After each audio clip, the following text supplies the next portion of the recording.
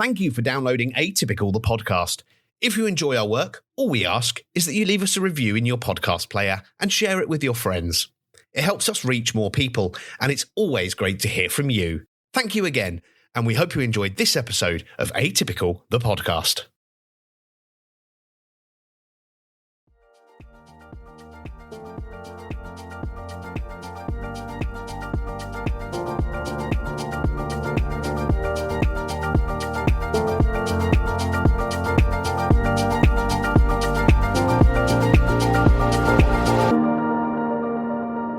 Hello, I'm Simon Heathay, and welcome back to Atypical the podcast. Sorry it's only me again, but that's how these things go. Anyway, before I get started properly, and in the spirit of a proper trigger warning, I need to tell you what this episode is about and give you some information up front. So, despite the time of year, I have to do an episode about suicide and autism. I'm going to discuss rates, self-harm, suicidal thoughts, but most importantly, the research into why autistic and queer people face significantly elevated risks. If this is something you're not in a place to hear right now, completely fine. Thank you so much for listening so far.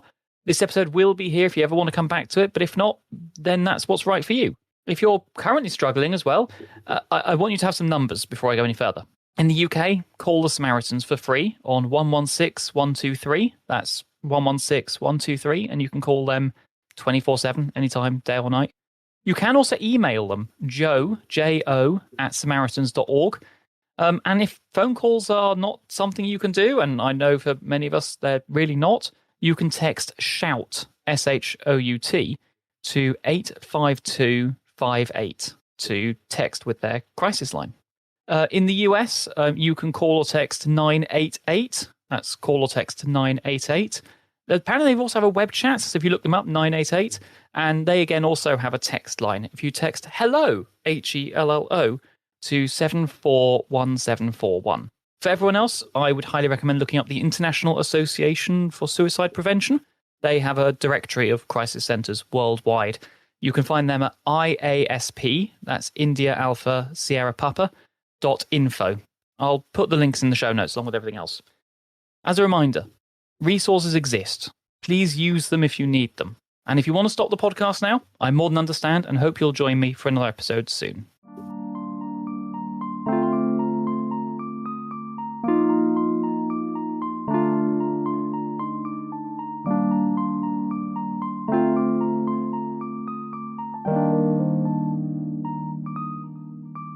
Now then, why am I doing this episode? Well, two reasons, really.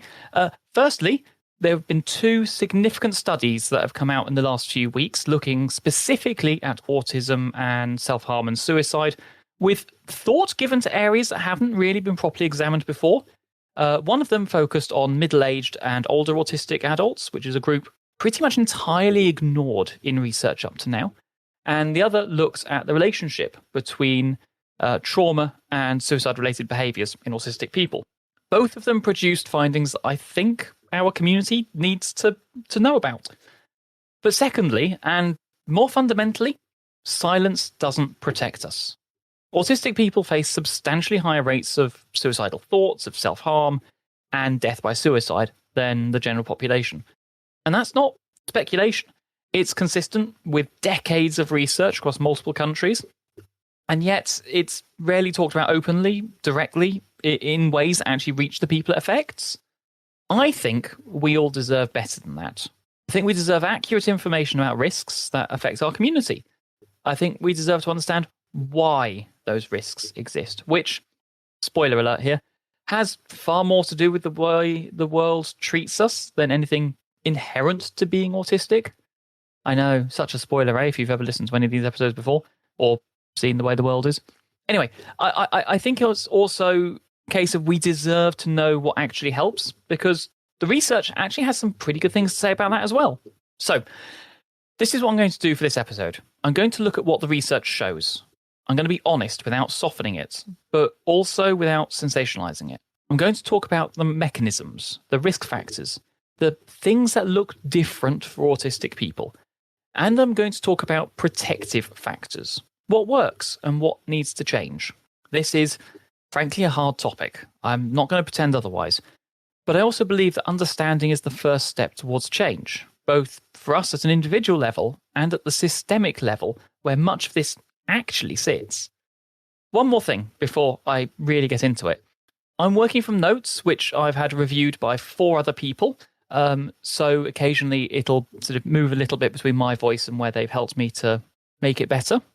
I'll be using direct, literal language. I mean, that's partly because of how I talk anyway, and if you've ever listened to one of these things, or you know me in real life, in which case I'm so sorry, that's just how I communicate. And partly because I believe that the majority of my audience generally prefers things to be direct.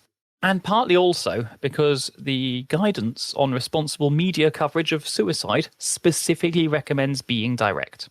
I'll try to say died by suicide rather than older terms that put blame or, even in some countries, criminalization on it. And I'll be specific about what the research found rather than dancing around it. And I'll keep coming back to the fact that suicide is preventable and that help exists, both because these things are true and because both these things matter. So, let's have a little look at what these numbers actually show us. Before we get into the 2 new studies I want to discuss today, let's establish the broader picture. Because if you've not encountered this research before, the numbers can be somewhat difficult to handle.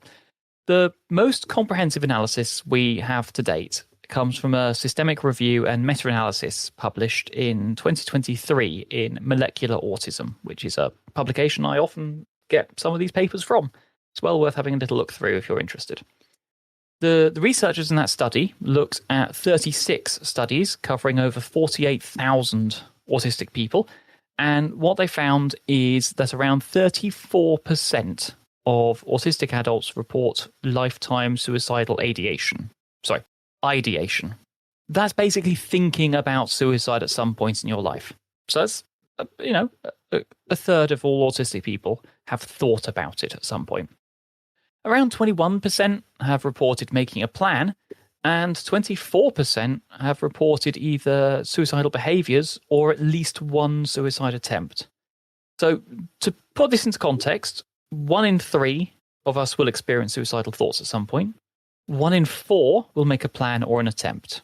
The risk of actually dying by suicide is estimated at somewhere around 8 to 9 times higher in autistic people than the general population. Although some of the studies I found on this have even higher figures. That's sort of rough averages across a lot of them. Now, for those of us who are also queer, and I know many of my listeners might be, there's an important intersection here that the research is really starting to examine a bit more closely. We already know that there's a significant overlap between autism and gender diversity. Estimates suggest the co-occurrence rate is somewhere around 6 to 12 times higher than you'd expect by chance. One recent analysis found that over 1 in 4 transgender or gender non-conforming people meet the criteria for autism. A large study published last year looked at over 41,000 US college students, where they found that both transgender and gender non-conforming identity and autism independently increased risk of suicidal thoughts and behaviours. The whole number of reasons behind that, especially if you're trans and the way in which you've been treated by society. We're very pro-trans on this podcast, by the way. You deserve to exist as yourself. But unfortunately, what this study showed was that transgender identity was associated with about 3.3 to 3.5 times greater odd of suicidal ideation. That's that thinking about it thing again.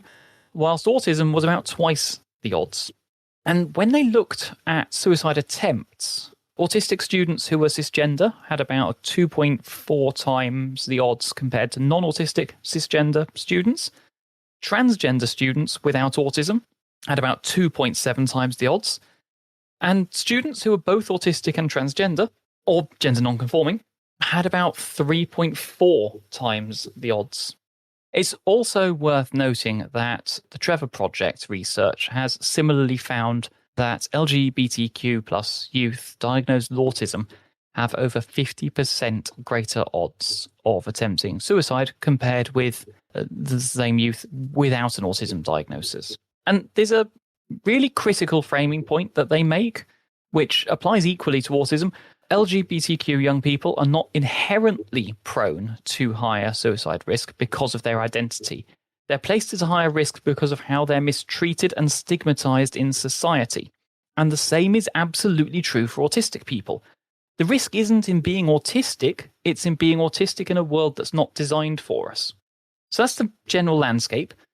Now let's have a little chat about the two most recent papers, because I think there's some really important nuance they bring to this, especially around age and trauma.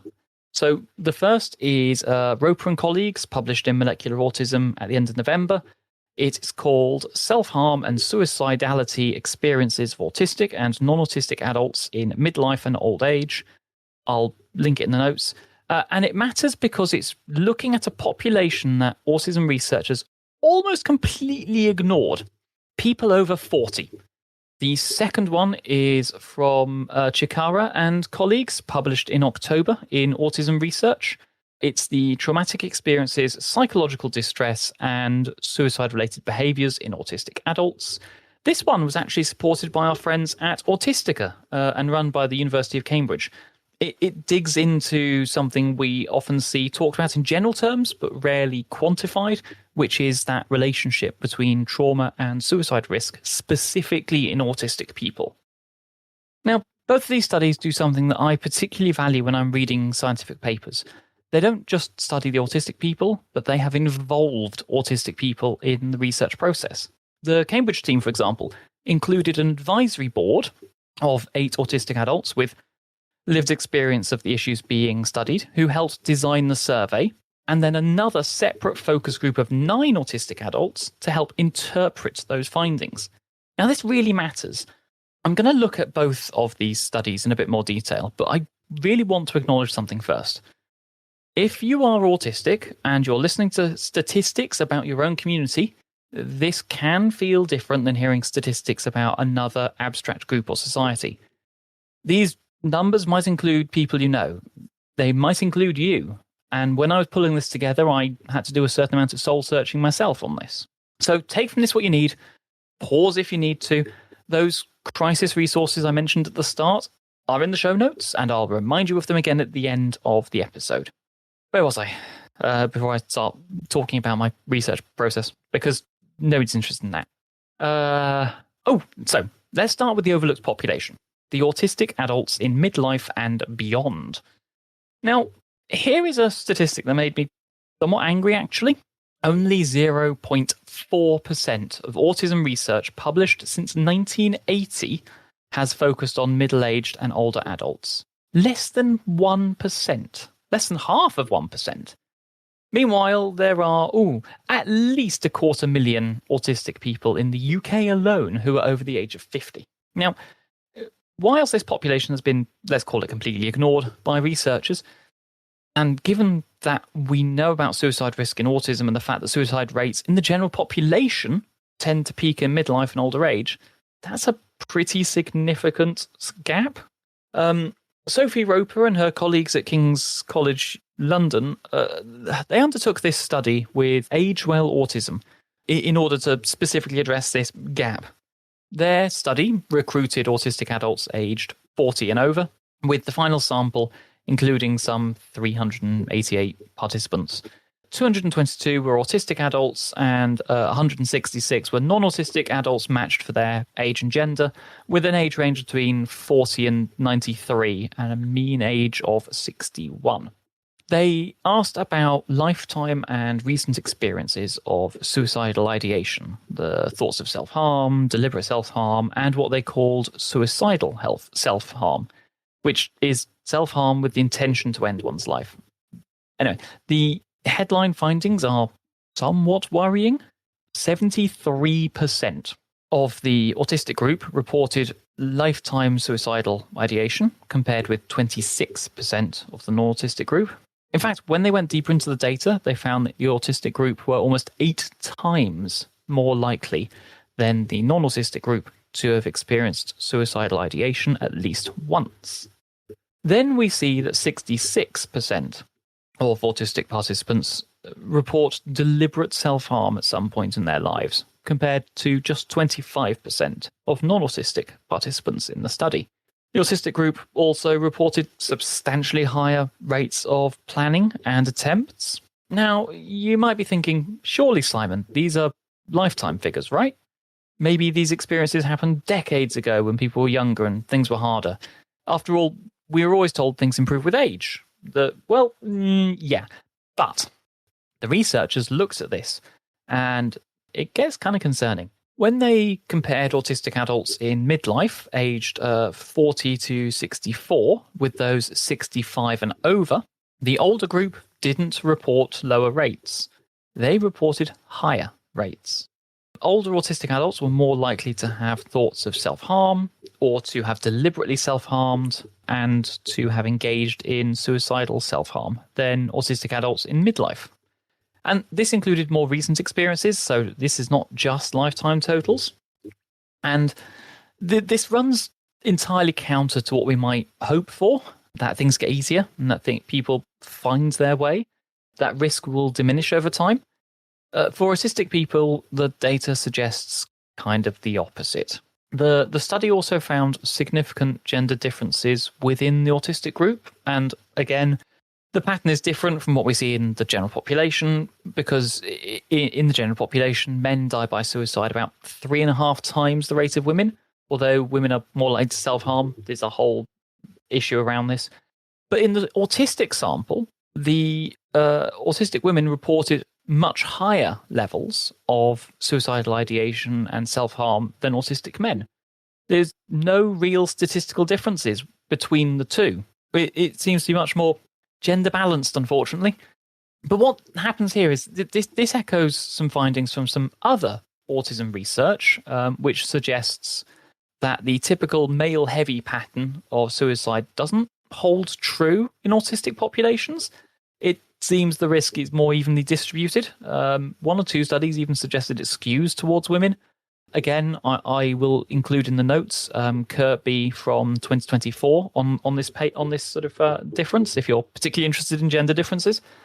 Why might this be, though? And I was asking this, and I ended up reading more papers on this than I intended to, which is why it's taken me an extra week to write these notes, because lots of reading, and also it's a dark subject sometimes. Although, again, I thank the researchers for being straightforward with some of this stuff. It's not clear in the papers why, and I think we need to have some more study, but it seems some of the researchers are suggesting it might relate to the additional burden that autistic women face. They have higher rates of camouflaging, frequently they have later diagnoses, they're more likely to have their autism dismissed or just missed in general, higher rates of other co-occurring conditions like eating disorders, etc. Autistic women often have to work harder to appear, air quotes, normal. And as we've talked about on this podcast before, that effort has costs. There's something else worth noting. The researchers checked whether those differences between autistic and non-autistic groups could be explained by depression, since depression is much more common in autistic people, is a noted major risk factor for suicide in general. But it seems that even after accounting for depression, the differences remained significant. And this tells us that whatever is driving the elevated risk in autistic people, it's not simply that autistic people are more depressed. There's something else going on, something specific to the autistic experience. So the authors of these papers are very careful to note their limitations. This is a cross-sectional study, so we can't track how individual people's experiences change as they age. It's a convenience sample, so it may not perfectly represent autism in general. That's an unavoidable survivor bias, because by definition, the study can only include people who are alive now. Those who have already died by suicide in previous years are obviously not in this data sample, so more difficult. What do or should we take from this? So firstly, autistic people don't age out of the risk. The assumption that things get better, that people stabilize, that the risk declines with maturity, may not necessarily apply. Services and support should probably try and reflect this. Next, It seems autistic women in midlife and older age may be particularly vulnerable, and given how often autistic women are diagnosed late or not at all, many of them may not even be recognized as autistic. And lastly, we need to understand why the risk persists and even increases with age. Is it cumulative trauma or burnout or the loss of support structures? Could it be health changes? Is it decades of masking finally becoming unsustainable? Probably a bit of all of these and probably a few other things as well. We need the research that actually asks these questions, especially for older autistic adults. What we see here is that the risk does persist into older age. But the next study I want to look at gives us more of an idea of the why, and that is specifically the role of trauma. So, trauma. If you're autistic, there's a reasonable chance you just felt something shift in your body when I said that word. A tightening, a kind of tired recognition, maybe the urge to make a joke about it. I know I'm having to suppress that urge, but that's one of my coping mechanisms. Anyway, the relationship between autism and trauma is one of those things that's been obvious to autistic people for a long time, but research is somewhat slow to catch up. We know autistic people experience more adverse life conditions. We know the world isn't built for us, and we know that has consequences. But quantifying how trauma specifically relates to suicide risk in autistic people has been, let's just say, understudied. Until now, as I mentioned earlier, the Autism Research Centre at Cambridge have just published a study of 424 autistic adults and 345 non-autistic adults, mostly from the UK because Cambridge is in the UK.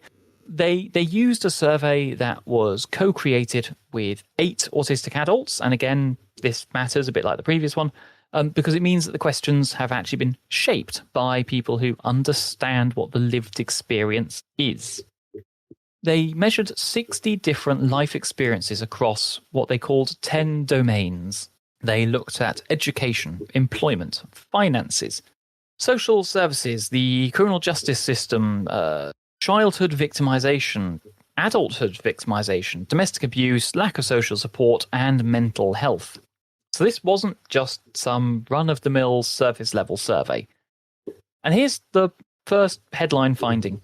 Even after accounting for trauma, after statistically controlling for all those adverse experiences, autistic people still showed a significantly higher rate of suicide-related behaviors than non-autistic people. So let me say that again because it matters. Trauma doesn't fully explain the gap. Autistic people who had experienced comparable levels of trauma to non-autistic people still had higher rates of self-harm, suicide plans, and attempts. Being autistic remained a significant predictor even when trauma was held constant. So what this suggests is there is something about being autistic in this world, something beyond the trauma itself that contributes to the risk. The researchers speculate this might include things like sensory differences, the cognitive and emotional load of camouflaging, the exhaustion of navigating systems not designed for us. That substrate of autistic experience itself. But, and I really want you to understand this, that doesn't mean trauma doesn't matter. It absolutely does. One study found a clear dose-response relationship. More trauma correlated with worse outcomes in both autistic and non-autistic groups. People who reported 16 or more traumatic experiences had significantly higher rates of everything. Mental health conditions, self-harm, suicide plans, and attempts. So it's not autism causes suicide risk, and it's not trauma causes suicide risk. It's both of these meshing together, with autism amplifying the impact in ways the researchers are only just beginning to understand. Now, here's where it gets specific, and for some of you possibly more personal. The researchers didn't just look at trauma as a single blob. They looked at it in terms of which types of trauma were associated with which outcomes, specifically within autistic people. Childhood victimization came up repeatedly with autistic people who reported childhood bullying as more likely to report mental health conditions that affect their daily life. This seems like something that we should know already, but it seems we have to have a study. They're also more likely to report self-harm or suicide plans or indeed attempts. And it's not surprising. Autistic kids and queer kids are different. Different gets noticed, different gets targeted. God knows I did. Many of us learned very early that the world considers us wrong, and some of us learned it through bullying or through exclusion, through sustained campaigns of cruelty from peers. Even from adults who should have protected us. I certainly look back at some of my school reports or memories of teachers who just considered me thick or naughty or whatever other interesting verbiage they put on some of my school reports. There are also two other trauma domains that showed strong associations in the autistic group. There's the employment-related trauma, and we've certainly talked about this on the podcast before, and I repeat again, only 21% of autistic people in the UK have a full-time job. That's terrifying. There's also another common refrain, and that is the lack of social support. So autistic people who reported a lack of social support were more likely to report mental health conditions impacting daily life. The short version is isolation can kill. Connections and friendships protect. And autistic people are disproportionately likely to be isolated, whether through exclusion, through burnout, withdrawing us from the world, or just through a lifetime of social experiences that taught us people are not safe. I want to note something about how this study was conducted, by the way. As I said earlier on, they had 9 autistic adults with lived experiences of these issues involved in helping to interpret the findings. That's not just a methodological a nicety. When the researchers involved our community in studying ourselves, especially when it's something as sensitive as this, it has helped to change what's being noticed, what gets emphasized, and which questions get asked next. So the lead researcher, and I'm really sorry if I mispronounce your name, Antaswa Chikura, I will double check the pronunciation of that, but to quote them, we are aware that autistic people are at an increased risk of suicidality compared to non-autistic people. But this new research identifies for the first time that different types of traumas are potentially related to different types of related behaviors in both autistic and non-autistic people. Essentially, this is different traumas, different pathways, if you want to put it that way. From what I understand from people far smarter than me, this matters clinically. It means that a one-size-fits-all approach to risk assessment won't work. It means that asking about childhood experiences, about employment history, about whether someone has people in their life, it's not a checklist, but it's a way of understanding what someone has survived and then figuring out what support they might need. Professor Simon Baron-Cohen, who we have a somewhat complex relationship with on this podcast, but is generally a decent person, was part of this research team. He definitely seems to have come round to our way of thinking since he wrote that book that Alexandra and I reviewed a while ago. To quote him, "It is essential that we understand the underlying mechanisms of these traumatic experiences and how trauma relates to suicide-related behaviours across the lifespan in autistic people so that we can develop tools for trauma-based mental health care in autistic people." Now, that's trauma-focused mental health care specifically for autistic people. Not adapted from neurotypical models as an afterthought, built with us in mind from the start. We're not there yet, but studies like this are absolutely part of how we get there. So we've established that autistic people face higher suicide risks. We've seen this persists into old age. We see that trauma plays a role but doesn't fully explain the gap. The question underneath all of this is why? What is it about being autistic in this world that creates these pathways? Let's start with a framework that researchers have been using to try and understand this in general. This is the interpersonal theory of suicide.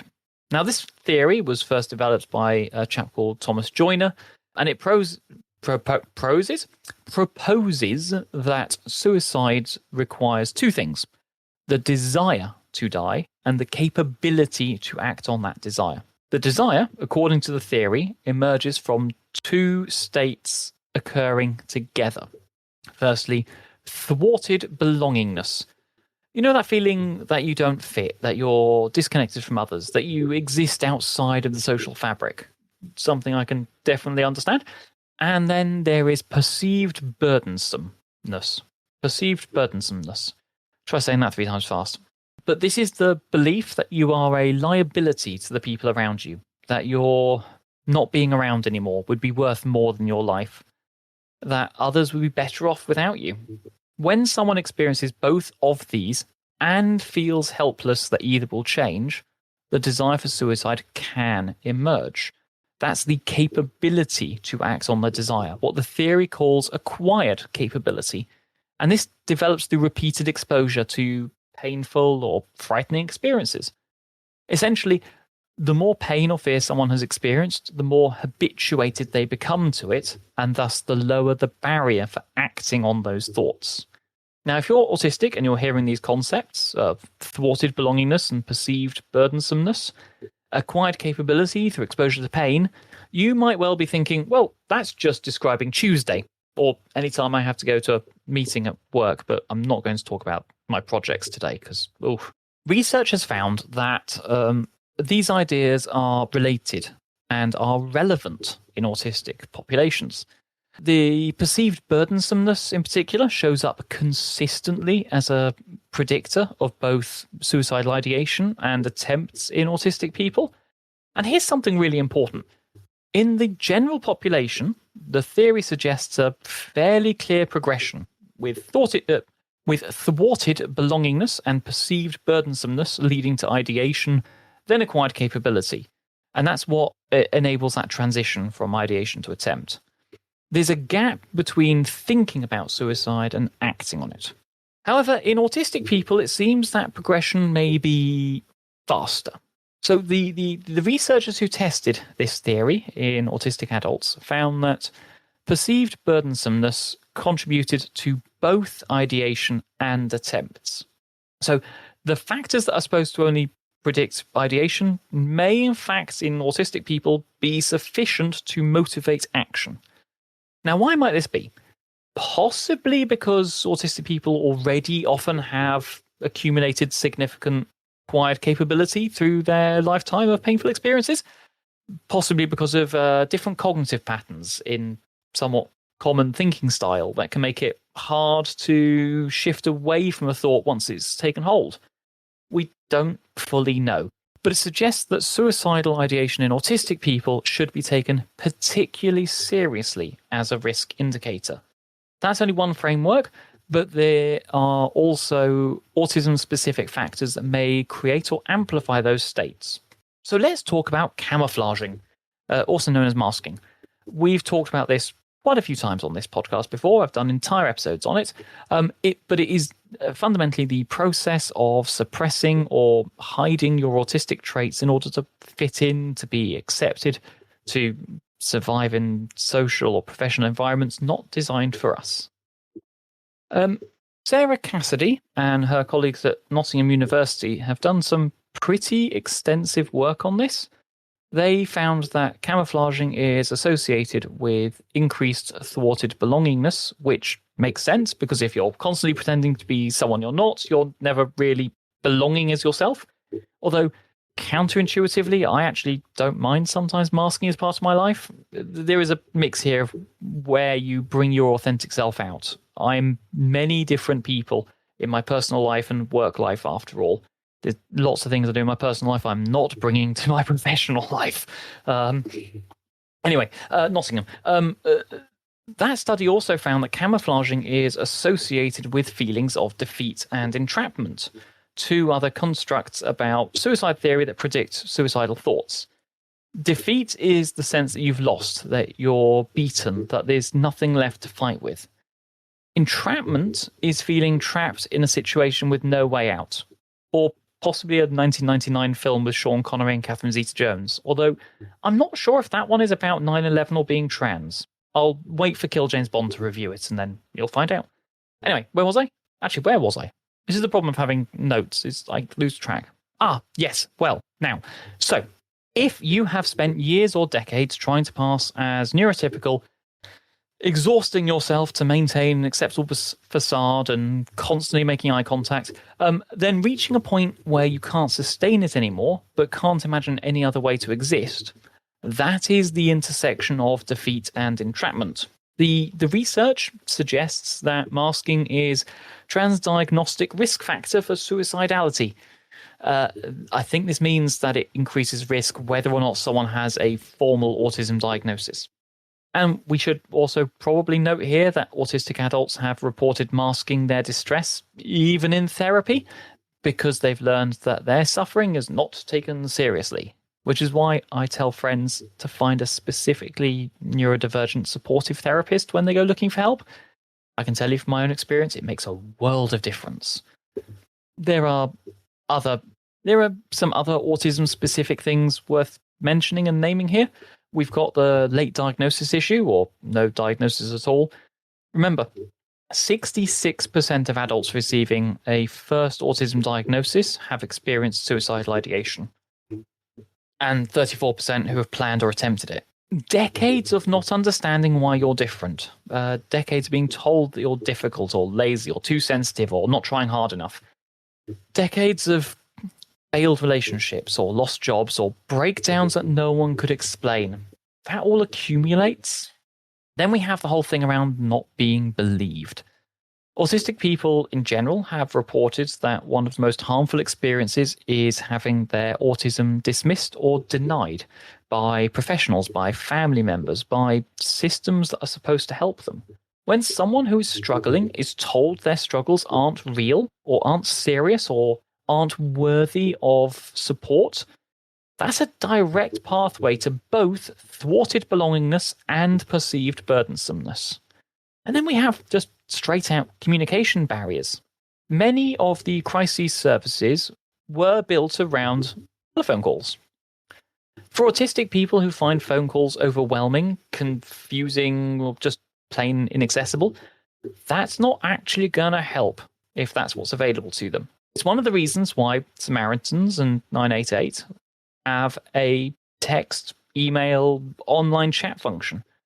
There's an understanding that not everyone can face a phone call. Now, this brings me to warning signs, because if we're going to look out for each other, and we probably should, and also look out for ourselves, we need to know what to look for. And in autistic people, it often seems a bit different. The standard warning signs you'll find on most suicide prevention websites include things like talking about wanting to die, expressing hopelessness, withdrawing from friends. All of these things can apply to autistic people as well. But there's also signs that may be more specific to how, we experience and express distress. Loss of interest in special interests. Now, this is a big one. For many autistic people, special interests are a core source of regulation, of our joy, of our identity. Hell, it's a core part of the assessment criteria used as autistics. If someone who is usually intensely engaged with their interests suddenly stops or can't find the energy for it anymore, that's worth paying attention to. There are changes in the ability to mask. If someone who can usually manage to camouflage is suddenly unable to do so, or finding social situations unbearable, or just unable to maintain their usual performance, that can also be a sign of being overwhelmed in a way that suggests they have nothing left in reserve. Alexithymia, which is the difficulty in naming emotions. I did an episode on this a while ago, exploring what it means for me and some of the autistic people who genuinely don't have clear access to their emotional states. When asked how they feel, several of my friends might describe physical sensations or metaphors rather than emotional words. Someone might describe the feeling of being on a very long path or being a long way from home without the energy to take another step. That could be despair. We have the thing around appearing fine whilst also struggling, and this is particularly insidious. An autistic person might be able to maintain their routine, keep showing up, keep performing adequately, while internally they're in free fall. The structure that usually supports us can also hide our collapse. So someone might need to be asked directly if you notice some of the other issues. Preferably ask them in a nice way, but keep it in mind. We also have the whole issue around increased sensory sensitivity or just flat out burnout. Sensory overload can become worse. You might have less tolerance for an environment that was previously manageable. Social exhaustion after situations that used to be okay. These can all be signs of depression in autistic people that wouldn't show up in a standard screening questionnaire because they don't think about that kind of thing for, I was going to say normal people, but for neurotypical people. And unfortunately, gender comes back into this again. As I said earlier on, much higher rates in autistic women and just queer people in general. Autistic women are also more likely to experience eating disorders, sexual assault, and domestic abuse. As we've explored, all of these traumas can carry their own pathway to suicide risk. And for, unfortunately, my trans and non-binary friends, the intersection of autism and gender diversity appears to be a compounding risk because both of these identities attract discrimination, they attract erasure and barriers to appropriate care. And this is not just because of, For Women Scotland or Wes Streeting, although I'd like to blame him personally. Those risks are there. Now, I've spent quite a lot of this episode talking about risk, but I want to talk now a little bit about what actually helps, because the research isn't only about why autistic people are struggling. There's also emerging evidence about what protects us and what is actionable. Oh, why did I use that word? Ugh. Anyway, still, some of this is about what we can do for ourselves and each other, and some of it is about what systems need to change. Now, let's start with the individual level. What does the evidence say about protective factors? Well, first of all, I'm going to tackle connection and belonging, because this came up repeatedly across multiple pieces of research. Social support is associated with reduced risk of suicide thoughts. Remember that? The thwarted belongingness thing that I talked about? The feeling of being disconnected, of outside, not part of anything. Well, the opposite of that protects us. Now, this can feel like a really cruel thing to say for autistic people because so many of us have experienced social rejection, have struggled to form and maintain connections, or have learned that social environments are places we get hurt. The research isn't saying just make friends and you'll be fine. It's saying that when autistic people do have genuine connection, whether that's with other autistic people, with accepting neurotypical people, with online communities, with one trusted person, that connection becomes protective. And here's a good secret for you. Quality matters more than quantity. And interestingly, autistic to autistic connection seems to be particularly valuable, possibly because it involves them being accepted without the cost of masking, but it's not totally clear. I did do an episode earlier this year, actually, on autistic rapport, which suggested that Autie to Autie connection was easier to build and maintain, but the research hasn't really looked into this yet, and I don't want to make too many assumptions based on my own lived experience. Where was I? Oh, yes, now, so positive autistic identity is also quite helpful here. Another systematic review published 2020 looked at 20 studies on autistic identity. Now, these found that having a positive autistic identity was consistently associated with improved mental health and well-being. Basically, when the people are around someone, their family, friends, colleagues, society, who accept them and their autism, that person was more likely to develop a positive sense of themselves as autistic. And that positive identity is protective. Now, that's not to say it has to be your whole personality, although that works well for some people I know. Nor is it about forcing positivity. It's not about pretending autism is only rainbows and special interests. It's about being able to hold both those challenges and the value. To see autism as a fundamental part of who you are, not as something shameful or broken. So connections with others helps protect us. Acceptance helps to protect us. Community acceptance helps to protect us. These aren't surprising findings, I'm sure, but there are some interesting implications. because they suggest that anything that increases autistic people's access to community, such as, like autistic-led spaces or peer support groups, online communities where you can find each other, is potentially life-saving. And anything that promotes acceptance of autistic people in wider society, in your workplace, in healthcare, in families, that's essentially suicide prevention work. So let's talk very briefly about what's being developed in terms of interventions, because I mentioned earlier on having autistic-specific interventions, not necessarily ones that have been adjusted from neurotypical people, although some of those can be good, such as dialectical behavioral therapy.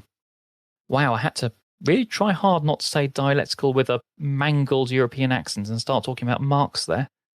Anyway, DBT, let's call it that, is a therapy originally developed for borderline personality disorder, particularly for people with chronic suicidality and emotional dysregulation. It focuses on distress tolerance, on emotional regulation, on interpersonal effectiveness, and mindfulness. Now, don't think I've lost the plot and started confusing conditions, but in 2024, there was a randomized controlled trial of DBT looking specifically at autistic adults with suicide behaviors. 123 patients across 6 mental health centers in the Netherlands. Half of them got DBT, which was specifically adapted to look at autism, and half got normal treatments for this kind of stuff.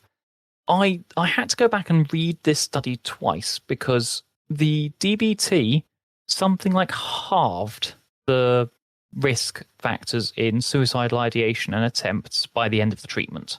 Depression improved markedly, and it seems that importantly, this is all down to how they adapted the therapy specifically for autistic people. They started using more visual aids in teaching materials. They paid attention to sensory needs in the therapy room. They even incorporated people's special interests into the skill teaching and homework. They offered the skills training twice a week rather than once a week to account for different learning preferences, and they offered it in different styles. And in order to do this, they also shortened it down to 26 weeks rather than a full year. Now, a second round of this in 2025 also tested using adapted DBT for autistic adults with just standard emotional dysregulation and just generalized self-harm. And they found very similar positive results. It seems there was even improvements in alexithymia, which appears to be a key mechanism. And I must admit, I made a personal note to look into this further. When people got better at understanding their emotions, their overall dysregulation just generally improved. Now, this is significant because it suggests that autistic people can benefit from structured therapeutic interventions when those interventions are adapted for how we actually think and learn. Funny that. Who'd have thought it, eh? Groundbreaking. Sorry, I shouldn't get too sarcastic about these things. Let's talk instead about autism-adapted safety plans. So I pulled out one of my old nursing books when I was reading about this because safety plans are pretty commonly used in sort of prevention. It's essentially a personalized document you create with a clinician. It identifies warning signs, coping strategies, people to contact, and reasons to stay alive. They're used during crisis to help someone navigate through it. The problem is that standard safety plans aren't designed for autistic people. They often use sort of more vague emotional language. They might assume phone calls are an accessible way to get help. They might not account for alexithymia or different ways of expressing distress. So Jackie Rogers and Sarah Cassidy, again, they developed what I think might well be the very first safety plan specifically designed for autistic adults. And a 2024 pilot trial tested whether these adapted plans were feasible and acceptable. Only 53 autistic people were able to participate because it was a small study and these things happen. But 68% of them who used the adapted plan were satisfied with it, which is pretty good news because, again, it was developed with autistic people. The process of creating the plan is meant to be flexible. It's meant to be done at the right time with a trusted person, not during an active crisis. The version they came up with used clearer layout and a more concrete style of language. It considers sensory-friendly coping strategies and the normal thing of, it can be stored in whatever kind of format works best. You still have to do a full-scale RCT because that's needed for clinical effectiveness reasons, certainly in the UK and I'm sure in other countries as well. But this is still the first suicide prevention tool specifically designed for our autistic population. It exists and it's freely available to download, and I'll add it to the show notes. If you're a clinician, have a look. If you work with people who might need one of these things, have a look. This is just some of the stuff that's being developed. There's actually quite a lot more, and it made me quite happy to see how much stuff is genuinely being done, even if it is a bit in the background. But let's talk for a second about systems level stuff. And I do love a system because I can let loose my inner governance nerd, and it gets all very fun for me. Anyway, the UK's 2023 suicide prevention strategy. So the previous Tory government, not going to talk about them too much, published a 5-year suicide prevention strategy. And what's good about this is that for the first time ever, autistic people were explicitly named as an at-risk group. So autism now has its own dedicated section, and the strategy acknowledges that identified autistic people and those who have not been diagnosed are at an elevated risk. Now, this didn't happen by accident. It happened because of people like Sarah Cassidy, because of people at the International Society of Autism Research, because of people like Autistica, who developed a policy brief. By working with actually autistic people, they were able to identify those priorities. They engaged with NHS England and the Department of Health and Social Care, for which I can only salute them and their service to humanity for dealing with those organisations, because they are behemoths. But that's kind of how policy happens, how policy changes. Research gives us the evidence gets turned into advocacy reaches policymakers, then you have to take them out for lunch and wait 18 months. But it's slow. Look, I know from my time doing apprentice and democracy work, it's slow. But actually, that reminds me, I really must do an episode on that at some point in the future. Ben, if you're listening, let's make it happen. Back to this episode. What still needs to change? A lot. The research is clear, crystal clear, ultra clear, that autistic people and everyone else, yes, I know, face significant barriers when it comes to accessing mental health support. Let's not even talk about the latest announcement by the UK government into looking into whether or not people are being overdiagnosed with mental health issues, because I will start ranting and then I get things thrown at me. Another recent study from Cambridge found that only 1 in 4 autistic adults who experienced mental health crises felt able to access NHS support. Barriers to that kind of access include healthcare professionals not understanding autism or not being trained to recognise autistic distress. They could be reacting in ways that actually made things worse. Issues around things like phone-based appointment systems, inflexible service structures. I mean, waiting lists that are frankly insane and mean that support isn't available when it's actually needed. Now, I know this is all pretty standard stuff for the NHS these days, but even so, back to our old sparring partner, Professor Baron Cohen, who recognised that the UK government, whilst finally recognising that autistic people are a high-risk group, they haven't done any of the essential changes that are required to actually prevent those unnecessary deaths from materialising. But that's where we are. Recognition has happened. But as with all things autism-related, as I'm sure Georgia is practically screaming at me as she listens to this, implementation is very slow. Reading through what turned out to be dozens of articles and more than a few websites, I started to ask myself, what would meaningful change look like? And because I'm a project manager by training, I started writing it out as a business case. And I then had to stop myself because I'm not going to try rewriting the entire NHS. But I think there are some pretty important things. First up, training. Healthcare professionals, GPs, mental health workers, A&E staff, crisis teams, whoever, need to understand how autism affects mental health presentation and how to work more effectively with autistic people. Now, I'm saying this is not an optional nice-to-have training. It needs to be core to their training. I think alongside this, we need more accessible services with alternatives to phone booking. Let people text and email. Hell, find a friendly autistic coder. There must be a few of us out there, and get them to build you an app. Environments that account for sensory needs and longer appointments when we get there are helpful. Something many of my friends would ask me to add here is simply continuity of care, so that autistic people don't have to re-explain themselves repeatedly to new clinicians. I think we should have better adapted interventions. I talked about the DBT and the safety plans. I'm told there is also work happening on adapted CBT, although I remain dubious. But there are other adapted depression treatments which could certainly help some, and these need funding, they need trials, they need implementation. I think we need earlier diagnoses, particularly for women and people assigned female at birth who are systematically underdiagnosed because patriarchy in history and the way in which we do medicine. Earlier diagnosis straight up means earlier access to understanding, to community, to that appropriate support structure, which, as I've said, is beneficial in preventing us falling into the darker places.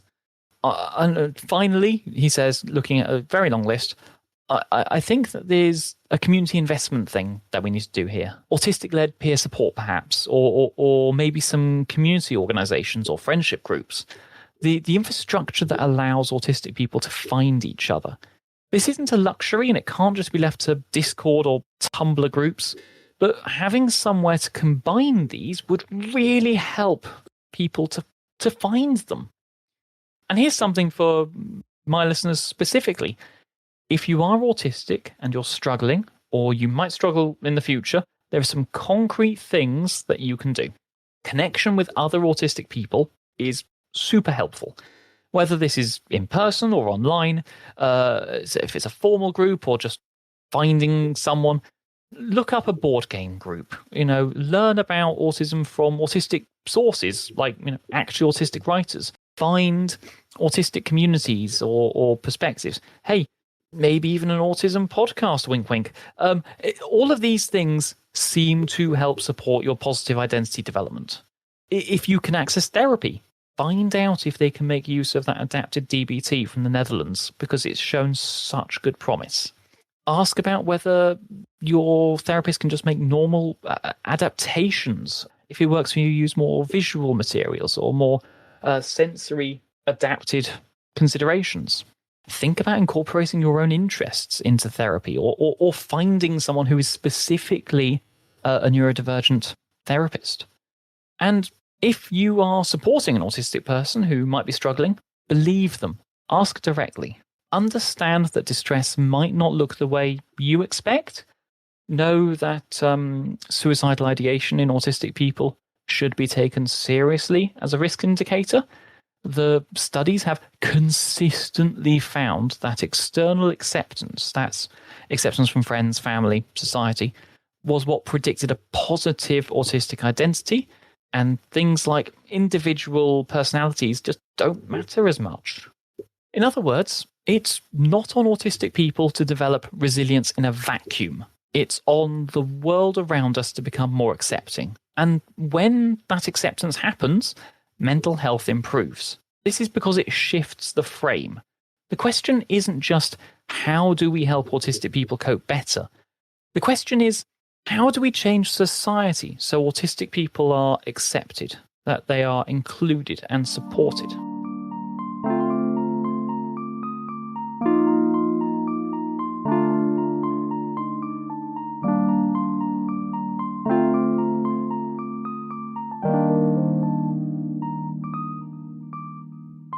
I made it. Whew. If you're still here after, what is this, an hour of me talking about statistics, then thank you, genuinely. This isn't easy listening, and the fact that you stayed with it, that matters. I spent nearly 2 weeks reading these papers and putting together my notes, and it wasn't always easy, I can tell you. I said at the beginning I was going to be direct, and I hope I've managed to do this without being brutal. So let me do what I promised at the start. I'm going to repeat those crisis resources, and they'll also be in the show notes along with everything else, but it's worth saying them out loud again. In the UK, Samaritans, they're free. 116123, or email them, joe@samaritans.org, or text shout to 85258. In the US, it's 899, and they also have an online chat at 899lifeline.org, and you can also text them hello at 741 Elsewhere in the world, look up the International Association for Suicide Prevention. They've got an up-to-date directory. That's IASP, India Alpha Sierra Papa .info. Now, I want to attempt something like a hopeful ending, because it's always slightly awkward after an hour of grim statistics, but, something I keep going back to. 10 years ago, there basically no research at all on this. I went back to 2014, and there's basically nothing.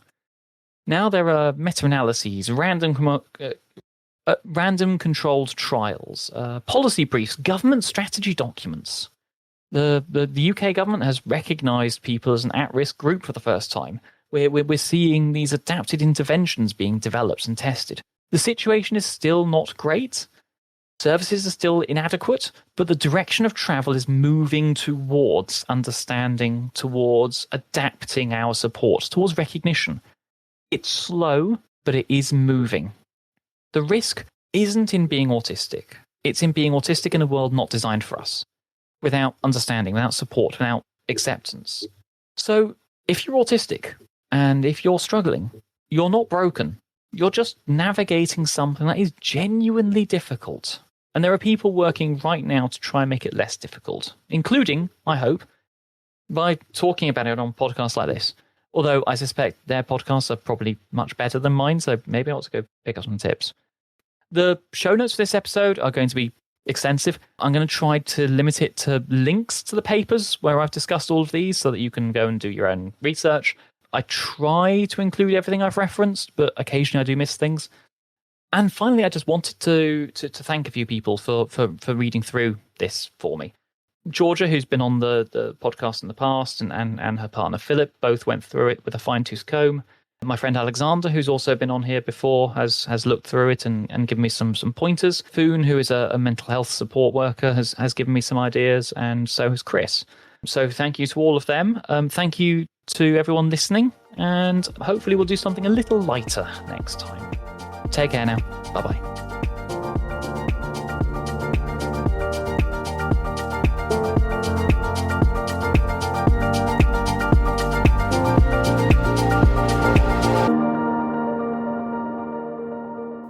I thought long and hard about this, but I am going to dedicate this episode to my friend Thomas, who unfortunately died a few weeks ago.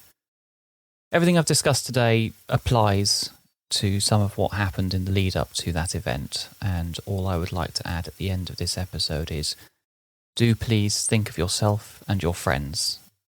Take care.